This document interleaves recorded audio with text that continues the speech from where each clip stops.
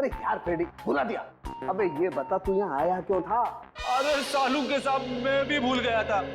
ACP साहब ने postmortem की रिपोर्ट मंगवाई है। अरे यार ये एसीपी प्रद्युमन हमेशा घोड़े पे सवार क्यों रहता है यार? बोला था ना करता हूँ अभी। टाइम लगता है फ्रेडी। सालू के साहब, आज आप अकेले हैं क्या? तारिका दिख नहीं रही है। अरे तारिका को मैंने जरा काम से भेजा यार। वैसे तुझे क्या मतलब है तारिका से? कुछ नहीं, ऐसे ही। यार फ्रेडी, एक बात समझ में नहीं आ रही है यार। खून तो इनका जहर की वजह से हुआ है, लेकिन ये जहर इनके शरीर में गया कैसे, ये बात समझ में नहीं आ रही है यार।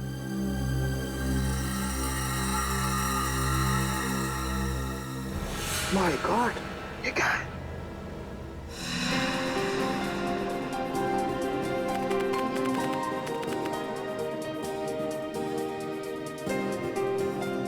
सर, कैसा महसूस कर रहे हैं आप? आपकी जिंदगी का सबसे बड़ा और पहला एग्जीबिशन है।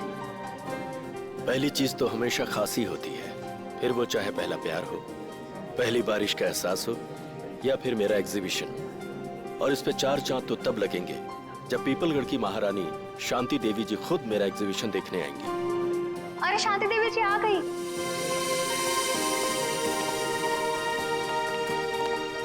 शांति देवी जी, नमस्ते। मैं आपका बहुत आभारी हूँ जो आपने इस छोटे कलाकार के लिए अपना कीमती वक्त निकाला। कलाकार कभी छोटा नहीं होता मुकेश जी, और वैसे भी हमें कलाओं से हमेशा से ही लगाव है। आपकी एग्जीबिशन देखते हैं? जी जरूर, आइए। शांति देवी हाय हाय, शांति देवी हाय हाय, शांति देवी हाय हाय। हमारे खिलाफ नारे लगा रहे कि किसकी हिम्मत? वीरेंद्र, जाओ उन्हें मार दो उन्हें। महारानी जी, कैसी बातें कर रही हैं आप? हमारे देश में लोकतंत्र है, डेमोक्रेसी। ऐसे कोई कैसे किसी पर गोलियां चलवा सकता है? हम जानते हैं, इसीलिए अब हम यहाँ एक पल भी नहीं रुकेंगे। शांति देवी जी सुनिए तो। आपने क्या हमें यहाँ अपमानित करने के लिए बुलाया था मुकेश जी? आप फिक्र मत कीजिए, मैं उनको जाकर रोकता हूँ। इसका प्रबंध तो पहले कर लेना चाहिए था आपको। अब हम यहाँ बिल्कुल नहीं रुकेंगे। महारानी जी, आप इस तरह से नहीं जा सकती। याद है ना आपको, हमने मीडिया से वादा किया। आज आपकी प्रेस कॉन्फ्रेंस है। प्रेस कॉन्फ्रेंस कैंसिल कर दो। महारानी जी, आप ऐसा नहीं कर सकते। अखबार और मीडिया वाले पहले ही आपसे खफा हैं। अगर ये प्रेस कॉन्फ्रेंस कैंसिल कर दी तो उन्हें एक और मौका मिल जाएगा आपके खिलाफ बोलने का। ठीक है,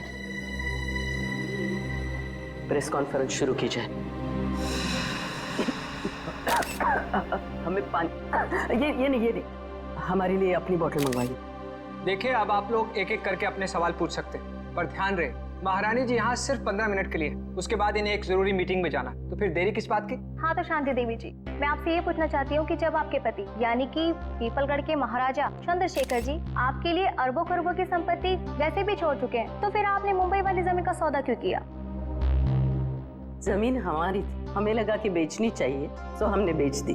पर उन लोगों का क्या जो जमीन से बने चौल में रह रहे, उनका तो पूरा का पूरा परिवार सड़क पे आ जाएगा ना। तो इसमें हम क्या कर सकते हैं? हमने तो उन्हें नहीं कहा था कि हमारी जमीन पे आके रहें। महारानी शांति देवी जी, क्या ये बात सच है कि मोहल्ले में रहने वाले लोग आपके फैसले से नाराज होकर आपको धमकी भर चिट्ठियां लिख रहे हैं? हाँ, उन्होंने हमें जान से मारने की धमकी दी है, लेकिन हम ऐसी धमकियों से नहीं डरने वाले। अगर आज हमारा राज होता तो ऐसी गुस्ताखी करने वाले लोगों को कब का हाथी के पैरों तले कुचल दिया होता।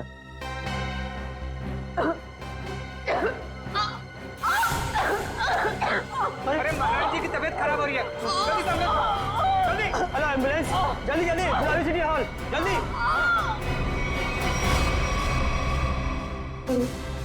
अरे महारानी जी तो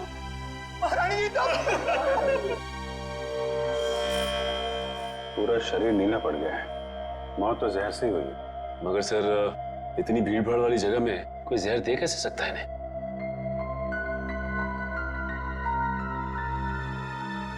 मिस्टर अनिकेत, आप रानी साहिबा के पीए हैं ना?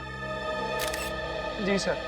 रानी साहिबा ने यहाँ आने से पहले कुछ खाया पिया था क्या? जी सर, महारानी जी ने सुबह हमेशा की तरह बाल्मी होटल में जूस पिया और हल्का सा नाश्ता किया। उसके बाद यहाँ आकर ये पानी पिया जो इन्होंने दिया था। नहीं साहब, मैंने कुछ नहीं किया, इसमें मिनरल वाटर था। मैं भला क्या कर सकता हूँ साहब? वो तो पता चल जाएगा।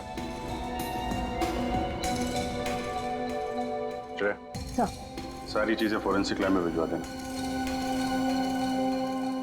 आपके अलावा और कौन जानता था कि रानी साहिबा यहाँ इस फंक्शन में आने वाली? मेरे अलावा तो इस बात की खबर सिर्फ मुकेश जी को थी। अरे मुझे क्यों फंसा रहे हो सर? मैं तो एक सीधा साधा चित्रकार हूँ। मैंने तो महारानी शांति देवी को यहाँ मुख्य अतिथि के रूप में बुलाया था। भला मुझे इनका खून करके क्या फायदा होगा? आजकल जमाना पब्लिसिटी और मार्केटिंग का है। हो सकता है पब्लिसिटी के चक्कर में तुमने ये सब कुछ किया। सर मुझे ऐसी पब्लिसिटी की कोई जरूरत नहीं है, और वैसे भी इनको मारने से सबसे ज्यादा फायदा उन लोगों को होता जो एग्जीबिशन के बाहर इनके खिलाफ नारे लगा रहे थे। नारे लगा रहे? जी। कौन लोग थे? दरअसल महारानी जी ने अपनी एक मुंबई वाली जमीन का हाल ही में सौदा किया था, जिसकी वजह से उस मोहल्ले में रहने वाले कई लोग अपने घरों से बेघर हो गए थे। तो आपको लगता है कि ये काम उनमें से किसी ने किया है? हाँ सर, वो लोग महारानी जी को धमकी भरी चिट्ठियां लिख रहे थे कि अगर उन्होंने जमीन का सौदा किया तो वो उन्हें मार देंगे। ऐसे इन मोहल्ले के लीडरों को जरा ब्यूरो में बुलवाओ। आइए। अच्छा, ये उन लोगों के लीडर्स जिनकी जमीन शांति देवी ने बिल्डर्स को बेची थी। तो वो तुम लोग हो जो शांति देवी के खिलाफ जगह जगह नारा दे रहे थे? हाँ, लेकिन हमने कोई गलत काम तो नहीं किया ना साहब। भले ही वो होगी किसी पीपलगढ़ की महारानी, मगर सैकड़ों गरीबों को बेघर करने का उन्हें कोई हक नहीं है। तो तुम लोगों ने धमकी भरी चिट्ठी लिखोगे? उनकी जान ले लोगे? नहीं, हमने कोई धमकी भरी चिट्ठी नहीं लिखी, ना ही हमने किसी की जान लेने की कोशिश की। ये हमारे आंदोलन को बंद कराने की साजिश है। चुप! शांति देवी को चिट्ठी तुम में से किसी ने लिखी है, समझे? पता है हमें। रेडी? तो कागज और पेन दे दो।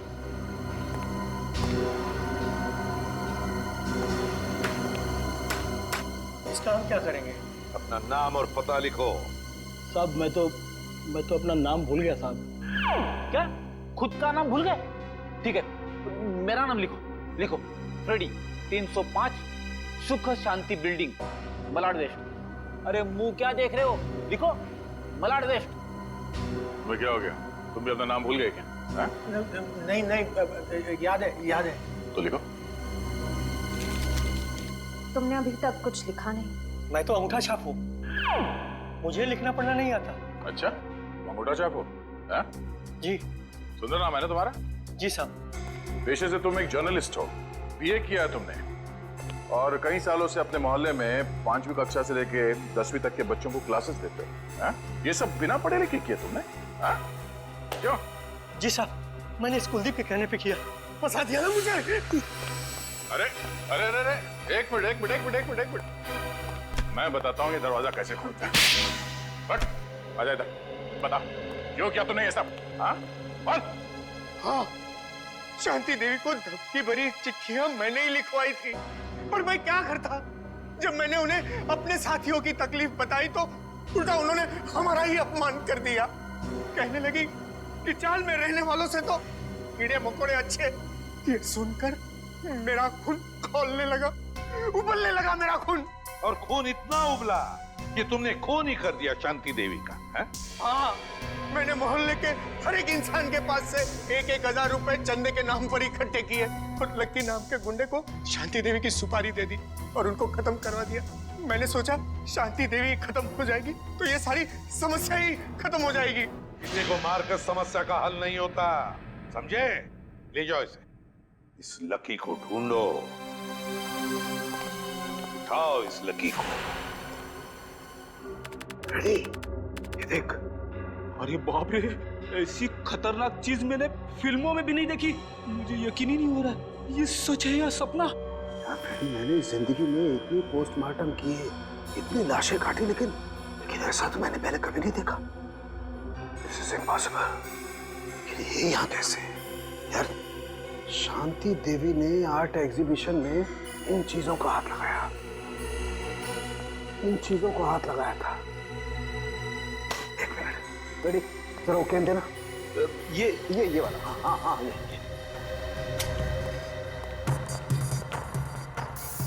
मैं एसीपी साहब को फोन करता हूँ।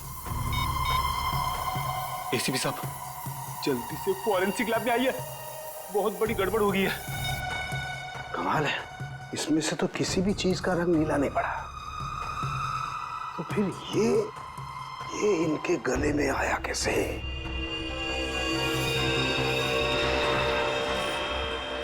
माय गॉड, इनके गले के अंदर सांप।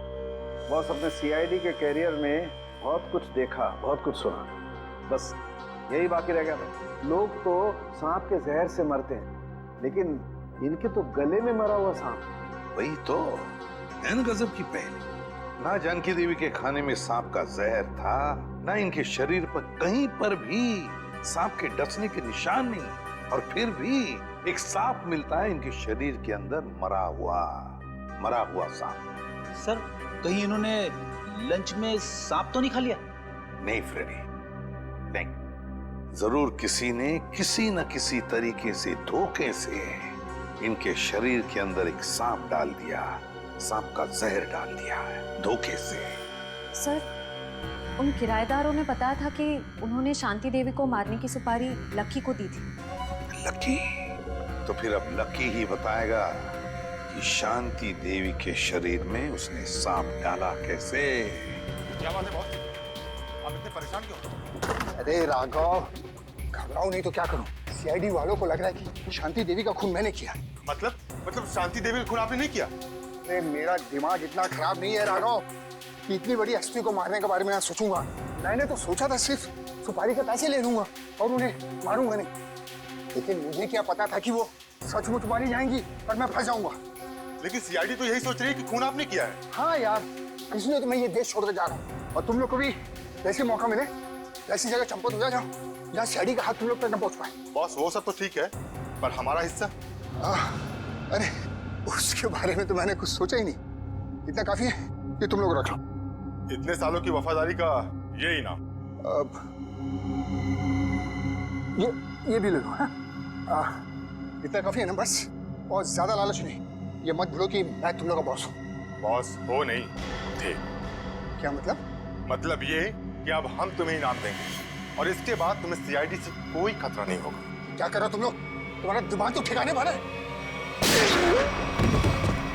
सुनो, तुम ये पैसे आपस में बांट लो और किसी सुरक्षित जगह जाके छुप जाओ। क्या तुम्हें पैसे नहीं चाहिए थे राघव? पैसे बहुत है मेरे पास। मैं तो सिर्फ इतना चाहता हूँ कि शांति देवी के खून का केस तुम्हारी मौत के साथ बंद हो।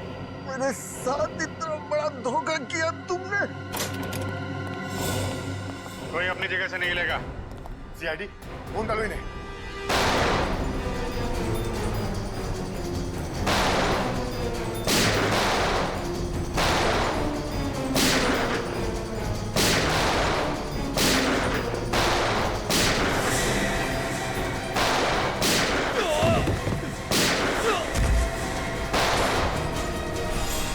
निखिल, पकड़ो इसको। सर।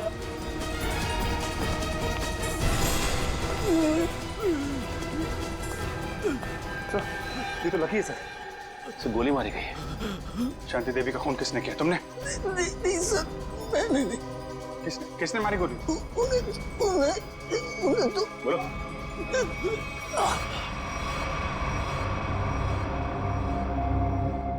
ये तो मर गया। सर, लगता है शांति देवी जी के खूनी ने इसका भी खून कर दिया ताकि हमें कुछ बता ना सके। भाग गया वो। सर काफी कोशिश की लेकिन हाथ से निकल गया सर।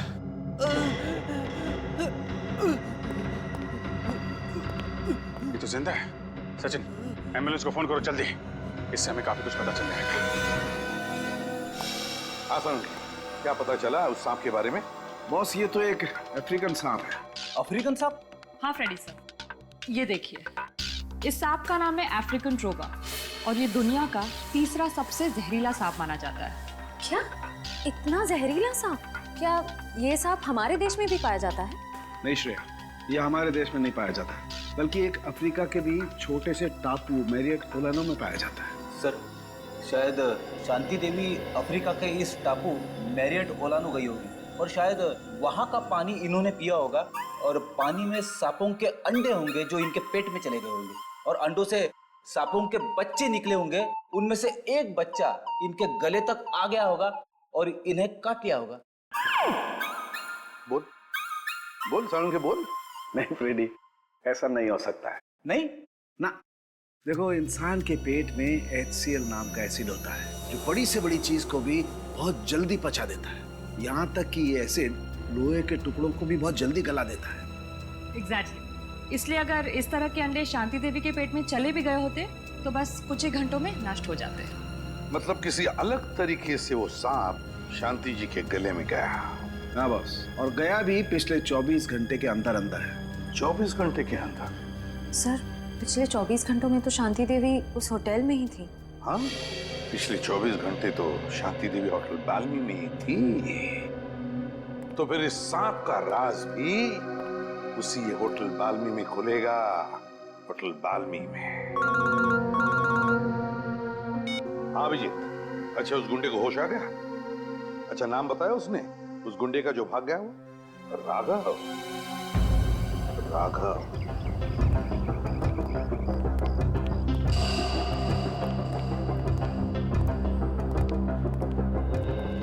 जी कहिए सर। सीआईडी कुछ गड़बड़ हुई है क्या सर?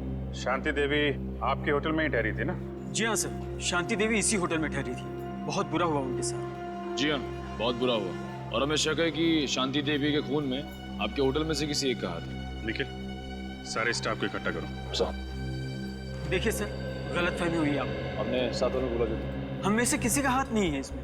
पता नहीं आप लोग ऐसे क्यों कह रहे हैं। पिछले 24 घंटे से वो आपके होटल में थी। यहाँ से सीधे आर्ट एग्जीबिशन में गई और वहाँ पे उनकी मौत हो गई, है कि नहीं?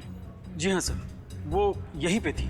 इसका मतलब तो साफ है कि उनके पेट में जो सांप मिला हमें वो आपके होटल से ही आया है। अरे नहीं सर, हमारे यहाँ तो चूहा और कॉकरोच तक नहीं है, तो ये सांप कहाँ से आएगा? सांप कहाँ से आया और कैसे आया ये तो हम पता लगा ही लेंगे। आप लोग किसी को किसी पे शक है?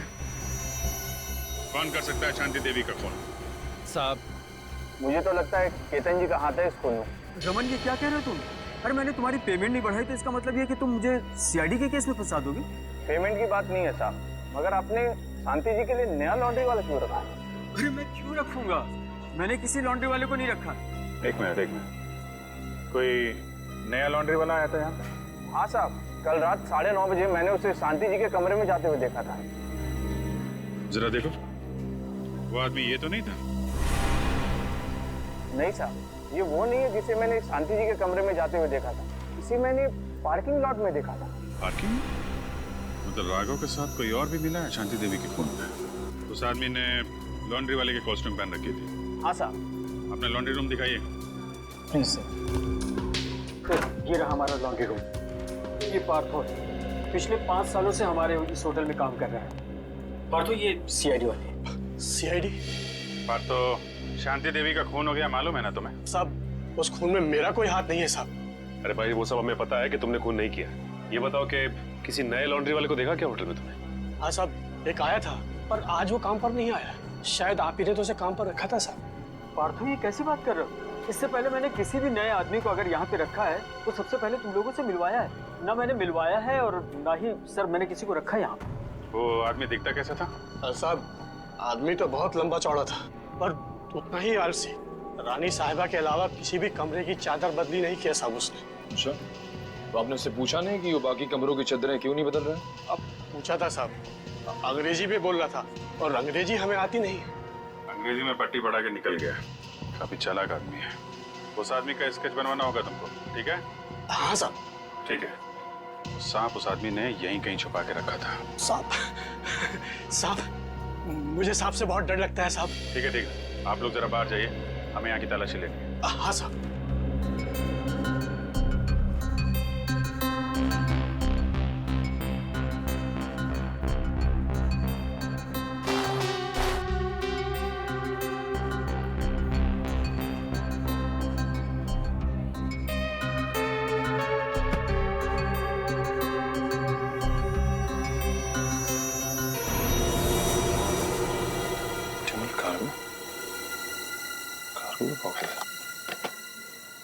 सर, बॉक्स में है और चिमन कार को क्या लाया गया इसमें?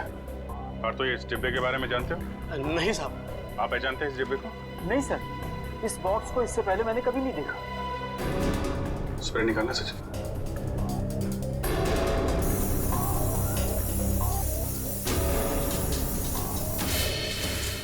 नीला हो गया, मतलब वो सांप इसी डब्बे में लाया गया है। Optimal cargo. कहिए सर, कुरियर करना है आपको? हाँ, सिर्फ इंडिया में कुरियर भेजते हो या बाहर देश भी कुरियर भेजते हो? अरे सर, हर जगह, लंदन, पेरिस, चीन, जापान, यूके, यूएसए, जहाँ भी, दुनिया के हर कोने में आपका पार्सल पहुंच जाएगा। अरे वाह! और क्या क्या भेजती है आप कुरियर में? सब कुछ सर, जैसे किताबें, कपड़े, तस्वीर और ऑफिशियल कागजात वगैरह। और सांप? क्या? हाँ, सांप भेजते हैं आप कुरियर में? ये क्या कह रहे हैं आप? सांप भला कोई कुरियर में भेजता है क्या? अब ये तो आप ही बताओगे। हाँ? आपके कुरियर कंपनी के इस बॉक्स में सांप भेजे गए थे। ये कैसी बात कर रहे हैं आप? अच्छा, इस बॉक्स पे जो ये लेबल लिखा है, उसे पता कर सकते हैं कि ये पार्सल किसने भेजा था? ए मिस्टर, तुम होते कौन हो मुझे ऑर्डर देने वाले? हैं? सीआईडी सर, मैं आपको यकीन दिलाता हूँ कि डिब्बा तो हमारा है, लेकिन वो सांप को कुरियर हमने नहीं किया है। सर, मुझे तो कुछ गड़बड़ लग रही है। क्यों? आपको बदबू नहीं आ रही है क्या? अरे कहाँ बदबू आ रही है सर? कोई बदबू नहीं आ रही है। बदबू आ तो रही है। ये क्या अंदर? अरे सर, अंदर अंदर कुछ भी नहीं है। सर अंदर कहाँ जा रहे हैं? अंदर सर जाने का कोई... चुपचाप कोने में खड़े हो जाओ, चलो। सर वो जो बॉक्सेस होते हैं ना, वो कुरियर के वो हैं और कुछ भी नहीं है। थोड़ी देर के लिए मुंह बंद रखोगे? बदबू यहाँ से आ रही है। खड़ी। अरे ये सर क्या हुआ? मेरा काम वाला जो 3 दिन से आ नहीं रहा है, तो कचरे जमा हो गए, उसी कचरे का बदबू है सर, और कुछ भी नहीं है। ठीक है, हम तुम्हारा कचरा साफ कर देते हैं। रेडी? जरा ये हटाओ। सर ये कुछ भी नहीं सर। सर सुनिए, सर सुनिए। रेडी? हाँ। कुरियर कंपनी के आड़ में जानवरों की तस्करी करते हो तुम लोग? हाँ? अबे कहाँ भागोगे? हाँ? चल, आज मैं तेरा कुरियर भेज देता हूँ सीधे जेल में। सर मुझे माफ कर दीजिए, मुझे बहुत बड़ी गलती हो गई। मैं आइंदा से जानवरों की तस्करी का ख्याल भी अपने दिमाग में नहीं लाऊंगा सर। चुप! इतने सारे विदेशी जानवर मिले तुम्हारे गोदाम में, हाँ? कब से तस्करी कर रहे हो ये? पिछले 5 साल से। पिछले 5 साल से? और अफ्रीकन सांप, अफ्रीकन ट्रोबा, वो कहां से लाया तुमने? किसके कहने पर मंगवाया वो? बताओ। देख, ये सिर्फ जानवरों की तस्करी का मामला नहीं है, एक आदमी का खून भी हुआ है, समझा? तेरे मुंह पे लगा हुआ ये ताला तुझे सीधे फांसी के फंदे तक ले जाएगा। बोल, जल्दी बोल। राघव ने मुझे इसके लिए 5 लाख रुपए दिए थे और अफ्रीका से ट्रोबा सांप मंगवाया था, लेकिन मुझे पता नहीं था कि वो इनका इस्तेमाल किसी की जान लेने के लिए करेगा। अच्छा, तो तुझे क्या लगा इतना खतरनाक जहरीला सांप वो जुर्म करने के लिए नहीं तो क्या अपने घर पे पालने के लिए मंगाएगा? हाँ? सर मुझे माफ कर दीजिए, उसे बहुत बड़ी भूल हो गई। कितने सांप मंगवाए थे? सर 2 सांप मंगाए थे। 2? बस सर, हमें शांति देवी के गले में से सिर्फ एक ही सांप मिला था। हाँ, ये बात तो है, एक ही सांप मिला था, एक ही सांप। और ये कीमती हार, ये कहां से आया तुम्हारे पास? हैं? सर ये हार राघव ने मुझे दिया था मेरे काम से खुश होकर, और कहा था कि ये पीपलगढ़ के राजघराने का हार है सर। पीपलगढ़ के राजघराने का हार? राघव के पास ये हार कहां से आया? वही तो, दया, कुछ न कुछ तो गड़बड़ जरूर है, कुछ न कुछ तो गड़बड़ जरूर है। जरूर कोई न कोई तो है उस राजघराने से संबंधित जिसने शांति देवी का खून किया है। हाँ सर, और एक बहुत बड़ी पहेली है जो मेरी समझ में नहीं आ रही सर। इस शांति देवी को मारने के लिए कोई अफ्रीका से सांप क्यों मंगवाएगा? इंडिया से कोई जहरीला सांप उठा लेता या फिर ऐसे ही मार देता? सर, उस पहेली का जवाब इस पेपर में। पेपर में? हाँ सर, इस पेपर में लिखा है कि 20 साल पहले पीपलगढ़ के राजा की मौत अफ्रीका में हुई थी, इस ट्रोबा सांप के डसने की वजह से। हाँ सर, अखबार में लिखा है कि सांप राजा के खाने के थाली में छुपा के रखा गया था, और जैसे ही राजा खाना खाने लगे सांप ने उन्हें डस लिया। हाँ सर, पीपलगढ़ के गांव वालों का कहना है कि राजा की मौत में उनकी पत्नी रानी शांति देवी का हाथ था। राजा की मौत में रानी शांति देवी का हाथ था तो फिर दया, अब 20 साल बाद कोई ना कोई तो है जो राजा की मौत का बदला लेना चाहता है, उसी सांप के डसवाने से जिस तरह से राजा की मौत हुई थी। पीपलगढ़।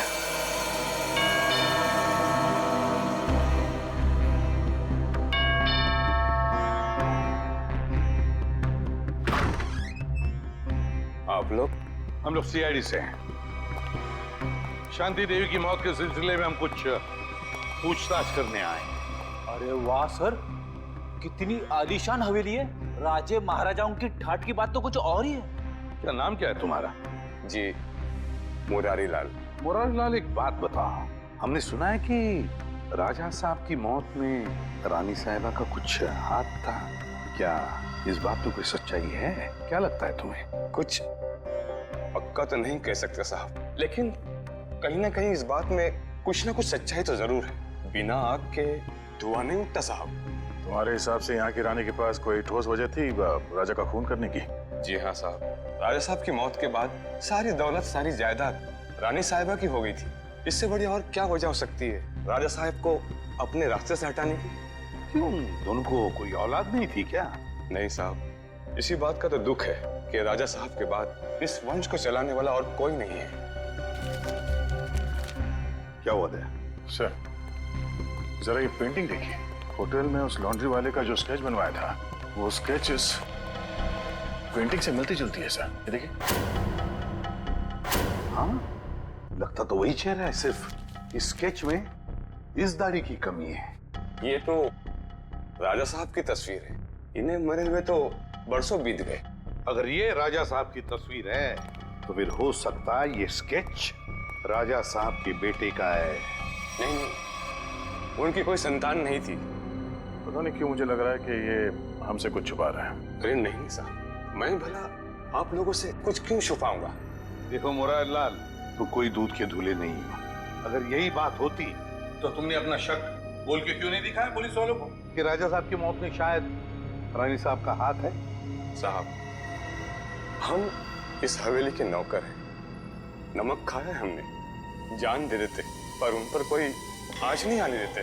तुम नमक का हक अदा करने की कोशिश तो नहीं कर रहे हो अपने राजा के बेटे को बचाने की? मैंने कहा ना, उनका कोई बेटा नहीं है।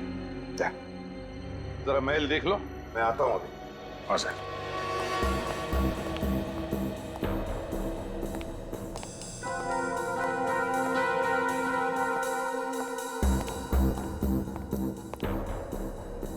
नमस्ते साहब, मेरा नाम शंभू है साहब। आप यहाँ रानी शांति देवी की खूनी की तलाश में आए हैं? हाँ, तुम जानते हो शांति देवी का खून किसने किया है? नहीं साहब, इतना तो मुझे नहीं मालूम, लेकिन इतना जरूर मालूम है साहब कि मुरारी आपसे झूठ बोल रहा है साहब। मुरारी झूठ बोल रहा है? कैसा झूठ? यही कि राजा साहब की कोई संतान नहीं है। उनका एक बेटा है, विक्रमजीत, उनकी पहली पत्नी विजया देवी से। विक्रमजीत पहली पत्नी विजया देवी से? तो राजा साहब ने शांति देवी के साथ कब शादी की? उनकी पहली पत्नी विजया देवी की मौत के बाद विक्रमजीत दूसरी शादी शांति देवी से कर ली साहब। अच्छा शंभू, ये विक्रमजीत है कहाँ पर? हो सकता है विक्रमजीत ने खून किया हो शांति देवी का, है ना? नहीं साहब, विक्रमजीत तो पहले ही मर चुके हैं साहब। हाँ साहब, हम दोनों एक उम्र के थे साहब, बचपन में साथ खेला करते थे साहब। जब अफ्रीका से राजा साहब की मौत की सूचना आई, उसके कुछ दिन बाद मुरारी विक्रमजीत को नदी किनारे ले गए शांति देवी के कहने पर। और मुरारी ने विक्रमजीत को मार डाला है? जी साहब, उसने कहानी बना दी कि विक्रमजीत खेलते खेलते नदी में डूब गया। अच्छा, तो विक्रमजीत की लाश नहीं मिली? नहीं साहब, लाश तो नहीं मिली। जरूर मुरारी ने लाश को ठिकाना लगा दिया होगा साहब। मुरारी उनका खास आदमी था साहब, उनकी हर बात मानता था साहब। अच्छा, विक्रमजीत, मुरारी लाल, शांति देवी का खास आदमी मुरारी लाल। सर, हम ऐसे वीरान होटल में क्यों रुके हैं?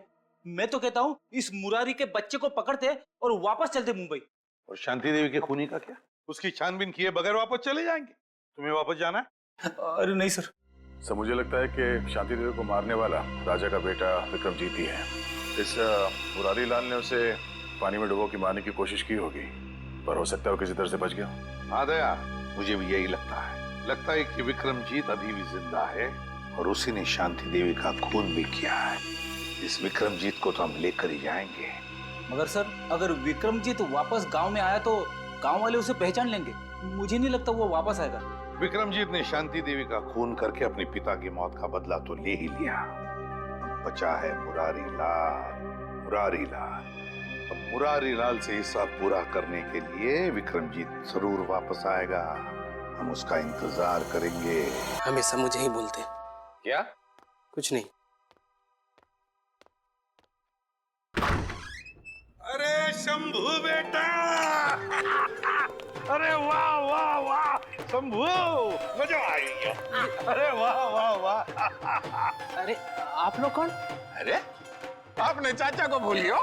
चाचा? अरे मेरे कोई चाचा नहीं। लो कर लो बात। अब आप बोलोगे कि आपका कोई चचेरा भाई भी नहीं है, यानी कि हम। अरे गुंगा भाई। अरे जब चाचा नहीं है तो चचेरा भाई कहाँ से आ गए? अरे ये लो, राजा साहब के महल में काम करने लगो तो भूल गए खानदान को। याद दिलाओ। आ जाता। अरे मैं आप लोगों के लिए चाय नाश्ता ले आता हूँ। आजा बेटा आजा। अरे आप लोग मुझे कहाँ ले जा रहे हैं? देख शंभू, घबराओ मत, हम लोग सीआईडी से हैं। तुम्हारा दोस्त विक्रमजीत वो जिंदा है। क्या? विक्रमजीत जिंदा है? धीरे से बोलो। जब तक ये विक्रमजीत मिल नहीं जाता हम लोग इसी हवेली में रहेंगे, समझा? उसने शांति देवी को मारा है और इस मुरारी लाल को मारने वो जरूर आएगा यहाँ। नहीं मानूंगा, चाहे कुछ भी हो जाए मैं हार नहीं मानूंगा। कुछ ना कुछ करके मुझे इस पहेली का हार निकालना ही पड़ेगा। मेरी बरसों की इज्जत दांव पर लगी हुई है। सर प्लीज थोड़ा आराम कर लीजिए। आप पिछले 36 घंटों से सोए नहीं है। कैसे आराम कर लूं तारिका, कैसे सो जाऊं? मैं झपकी भी लगाता हूं तो ये सांप मुझे सपने में दिखाई देता है। चलिए सर, शुरू से शुरू करते हैं। हाँ, ये सांप अगर होटल से ही शांति देवी के गले में था तो फिर इसने एग्जीबिशन में आकर ही क्यों काटा इन्हें? एग्जैक्टली। इसका मतलब क्या? इसका मतलब कोई तो था तारिका, कोई तो था जो उस सांप को कंट्रोल कर रहा था कि वो सही वक्त देखकर शांति देवी पे हमला करे, जबकि उसके हिसाब से लोहा एकदम गर्म था। और एक बात सर, खूनी ने अगर इस सांप को शांति देवी के गले में तब डाला होता जब ये जाग रही थी तो ये तो बहुत हल्ला मचाती, जरूर अपने आप को बचाने की पूरी कोशिश करती। बिल्कुल कोशिश करती। इसका मतलब जब शांति देवी पे हमला हुआ, शांति देवी सो रही थी। शांति देवी सो रही थी और क्या? हाँ, और शायद गॉड। क्या सर? ओह माय गॉड, शायद ये सांप भी सो रहा था। सांप सो रहा था मतलब? मिल गया तारिका, मिल गया। मुझे इस समस्या का हल मिल गया। मुझे भी बताइए ना सर। बताता हूँ। देखो तारिका, ये सांप एक रेप्टाइल है, जमीन पर रेंगने वाला जंतु। रेप्टाइल्स कोल्ड ब्लडेड एनिमल होते हैं, शीत रक्तधारी जंतु। ये मौसम के हिसाब से अपने शरीर का तापमान बदल नहीं सकते हैं और इसलिए जब बहुत ज्यादा ठंड होती है ये सांप हाइबरनेशन में चले जाते हैं, शीत निद्रा में चले जाते हैं। ओह गॉड, इसका मतलब सर खूनी ने जानबूझकर इस सांप को ठंडी जगह पे रखा? बिल्कुल, ताकि वो हाइबरनेशन में चले जाए। यस। पर सर अगर ये सांप भी सो रहा था और शांति देवी भी सो रही थी, तब भी अपना सवाल तो वही का वही है कि ये सांप शांति देवी के खाने की नली तक पहुंचा कैसे? खाने की नली तक पहुंचा कैसे? एक मिनट, ये सांप शांति देवी की खाने की नली तक पहुंचा कैसे तारिका? ये शायद हमें इस सांप की चमड़ी बताएगी। एक मिनट, एक मिनट।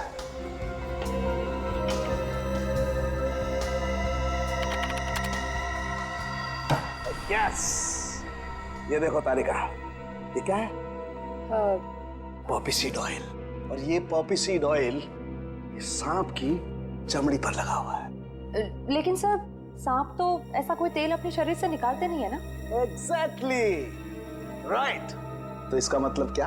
इसका मतलब ये कि ये पॉपी सीड ऑयल नेचुरल तरीके से, प्राकृतिक रूप से इस सांप की चमड़ी पर नहीं आया है तारिका। किसी ने जानबूझकर ये पॉपी सीड ऑयल इस सांप की चमड़ी पर लगाया तारिका, ताकि ये सांप एकदम स्मूथ हो जाए और आराम से शांति देवी के फूड पाइप में जाकर के बस जाए। और जब ये सांप शांति देवी के फूड पाइप में जाके बस गया तो इनके खाने की नली की गर्मी की वजह से सांप जाग गया और जाग कर इसने शांति देवी के फूड पाइप के अंदरूनी हिस्से में डस लिया, जिसकी वजह से शांति देवी की मौत हो गई। और क्योंकि शरीर के अंदर इस सांप को भी ऑक्सीजन नहीं मिला होगा, ये भी मर गया। एग्जैक्टली। लेकिन सर, वो विक्रमजीत का क्या, जो इस सब के पीछे है? वो तो अब तक गायब है। मिलेगा तारिका, वो विक्रमजीत भी हमें मिलेगा। कैसे? ये पॉपी सीड ऑयल जो हमें सांप की चमड़ी पर मिला है, तारिका, ये पॉपी सीड ऑयल ही हमें उस विक्रमजीत तक लेके जाएगा।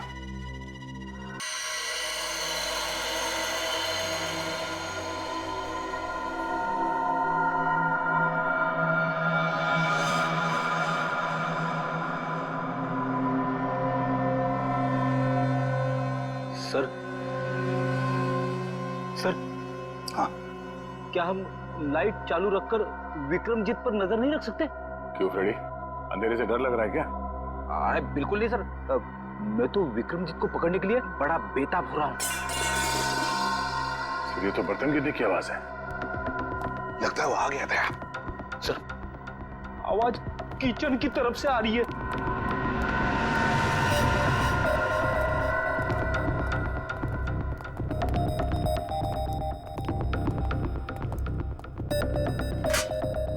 बर्तन गिरा हुआ है। बिल्ली ने गिराया होगा। नहीं फ्रेडी, बिल्ली नहीं, ये देखो मुरारी का बिस्तरा खाली है। अरे कहीं मुरारी को कुछ कर तो नहीं दिया उसने?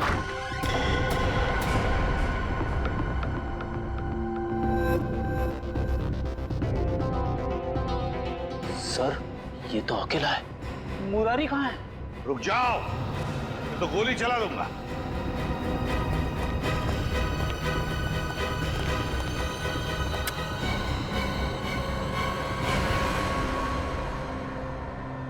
मुरारी लाल कहाँ जाने की तैयारी थी? हवेली छोड़ के जा रहा हूँ साहब, हमेशा हमेशा के लिए।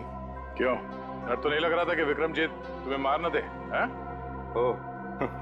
तो विक्रमजीत के बारे में आप लोगों को पता चल ही गया। हाँ, सीआईडी वालों से सच कभी छुपता नहीं, समझे? सीआईडी वाले? मतलब आप शंभू के रिश्तेदार वाले नहीं हो, सीआईडी वाले हो? हाँ, सीआईडी वाले। क्यों, कहाँ है विक्रम? विक्रमजीत कहाँ है? आप लोगों को सच तो मालूम पड़ गया, लेकिन आधा अधूरा। मैंने राजकुमार विक्रमजीत को नहीं मारा, बल्कि उसकी जिंदगी बचाई। मैंने पाल पोस के उसको बड़ा किया, उसे रानी शांति देवी की नजरों से बहुत दूर रखा, ताकि रानी शांति देवी को यह पता ना चले कि राजकुमार जिंदा है। अगर उसे यह पता चल जाता तो उसे मारने में कोई कसर नहीं छोड़ती। इस वक्त विक्रमजीत कहाँ है? नहीं, मैं जान दे दूंगा, लेकिन आप लोगों को भी नहीं बताऊंगा। सच बता, बता देखते हैं। आसान की बता जल्दी। यार, ये तो हमें भी पता है कि विक्रमजीत ने खून किया है, कुछ नई बात बता। Poppy seed oil. Oh, poppy seed oil, good work Shalunke, कभी कभी अच्छा काम करता है तो थैंक यू। अब हम पहुंच जाएंगे विक्रमजीत के पास। मैं जानता हूँ सीआईडी तुम्हारे पीछे। पर बॉस, आपको कैसे पता चला? ये लो, इसमें 5 लाख रुपए हैं और तुम्हारा नकली पासपोर्ट। आज शाम को 6 बजे की फ्लाइट है, लंदन निकल जाओ। शुक्रिया बॉस। अरे पैसे तो गिन लो। क्या बात, आप भी?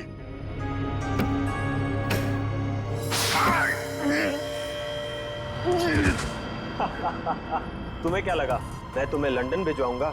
अब तुम सीधा नर्क की फ्लाइट पकड़ोगे। बड़ा धोखा। इसे कहते हैं बुरे काम का बुरा नतीजा। घबराओ मत, सांप के जहर की दवाई हम अपने साथ लेकर आए हैं। मुंह खोलो। सीआईडी? हाँ, सीआईडी। क्यों, हमको देख के बहुत धक्का लगा पेंटर बाबू? तुम लोगों को कैसे पता चला कि इस सब के पीछे मेरा हाथ है? क्योंकि सांप के ऊपर तुमने पॉपी सीड ऑयल छोड़ दिया था, और पॉपी सीड ऑयल का इस्तेमाल एक पेंटर के अलावा और कौन कर सकता है? अब जरा अपना असली चेहरा तो दिखाओ मुकेश उर्फ विक्रमजीत।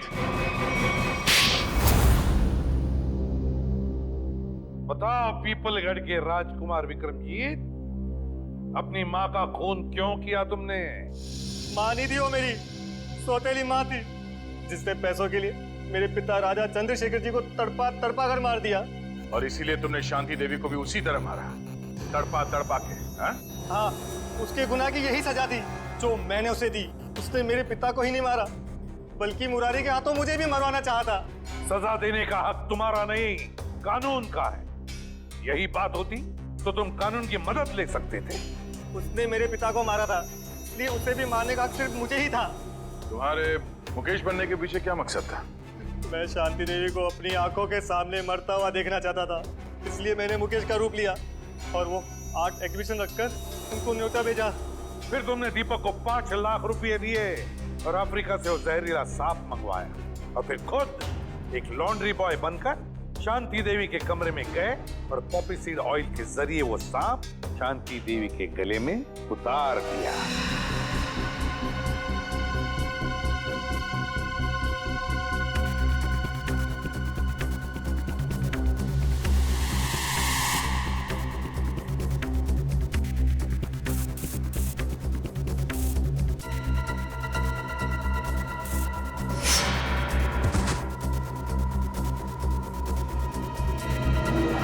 बचपन से मालूम था कि शांति देवी ने तुम्हारे पिता को मारा है, हा? तो फिर तुमने इतने सालों तक इंतजार क्यों किया और यही समय क्यों चुना शांति देवी का खून करने के लिए? क्योंकि मुझे सही समय का इंतजार था। सही समय का इंतजार, और तुम्हारा सही समय आ गया जब शांति देवी ने अपनी मुंबई की प्रॉपर्टी 300 करोड़ में बेच दी। विक्रमजीत, तुम्हें बदला नहीं चाहिए था, तुम्हें चाहिए था 300 करोड़ और वो सारी जायदाद, है ना? 300 करोड़ बहुत बड़ी रकम होती है, पर आपको ये कैसे पता चला? इस फाइल के जरिए। ये फाइल जो हमें तुम्हारे घर से मिली, इसमें है वो डीएनए रिपोर्ट, तुम्हारा डीएनए रिपोर्ट। विक्रमजीत, तुम जानते थे कि अगर इस जायदाद को कोई वारिस नहीं तो सारी जायदाद, सारा पैसा ट्रस्ट में जाएगा, और इसलिए तुमने प्लान बनाया और अपना डीएनए रिपोर्ट तैयार किया, ये साबित करने के लिए कि तुम ही इस जायदाद के असली वारिस हो। पर अफसोस, वो 300 करोड़ की लालच, वो जायदाद की लालच तुम्हें राजगद्दी पर नहीं, फांसी के फंदे पर ले जाएगी। फांसी के फंदे पर।